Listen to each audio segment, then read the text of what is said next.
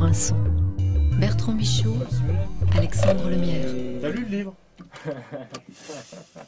Et en entier, je voilà, je crois pas.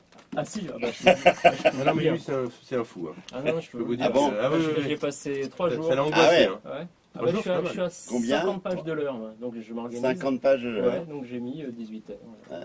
18 heures, donc ça fait 3 jours. Ouais. Moi je disais, mais tu dis entre les Je vais pas lire toutes 3 pages. Trop fort. Ah non, non, trop fort. Hein. Ouais. Vous en avez beaucoup ou pas, vous? Jamais, jamais. C'est vrai? Comme ça? Qui l'ont complètement lu? Ah, je crois, Vous le sentez? Est-ce que vous je le crois demandez, qu'il y en a un. Bonjour à tous, bienvenue, vous écoutez Pour un oui, pour un son avec aujourd'hui le détenteur de la carte de presse numéro 37693, un certain Serge July. Bonjour Serge July. Bonjour. Comment allez-vous? Ça va bien. Votre livre fait partie d'une belle collection, un peu plus de 80 titres.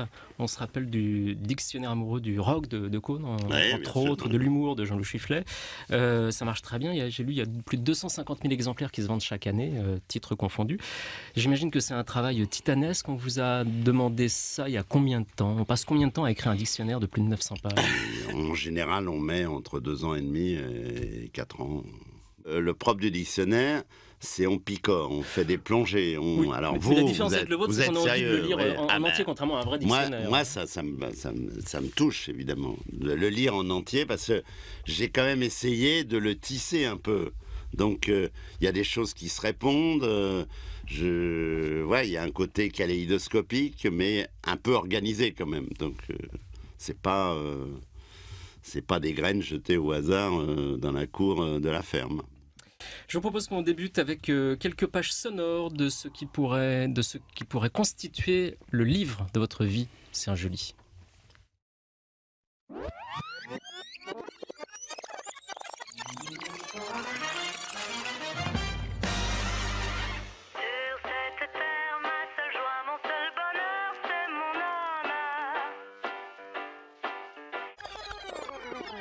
Par exemple, je vous dis, je voulais être écrivain, je ne voulais pas être intellectuel.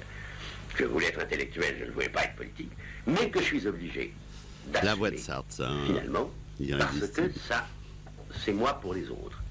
Et comme moi pour moi, ça n'existe pas. Pas plus que pour les autres. Ou alors c'est une torture. Le moi pour moi, c'est vraiment le malheur. En fait, donc je suis obligé d'assumer une personnalité qui m'échappe. Je suis née en Indochine.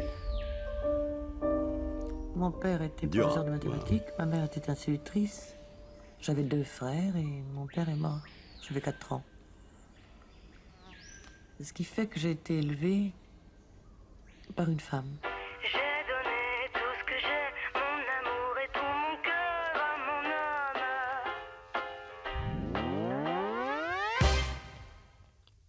Vous écoutez Pour un oui, pour un son. Aujourd'hui, nous sommes avec Serge July à l'occasion de la sortie du dictionnaire amoureux du journalisme. Tout à l'heure, nous avons entendu quelques voix, vous les avez reconnues, Serge July, qui vous ont accompagné à un moment de votre carrière. Marguerite Duras et Jean-Paul Sartre, Oui, forcément. Forcément, pour Marguerite Duras, elle a une voix envoûtante, en fait, son écriture tient beaucoup à sa voix.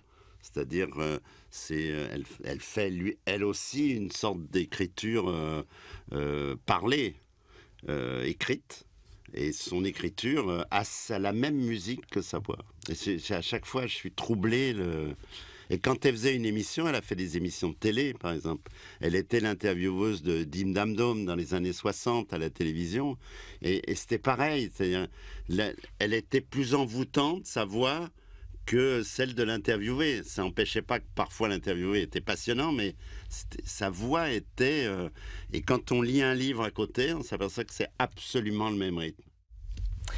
On va conclure en revenant avec Orson Welles, qui définissait son film de la manière suivante. Citizen Kane raconte l'enquête entreprise par un journaliste nommé Thompson pour découvrir le sens des dernières paroles de Kane, on en parlait tout à l'heure, car selon lui, les dernières paroles d'un homme doivent expliquer sa vie.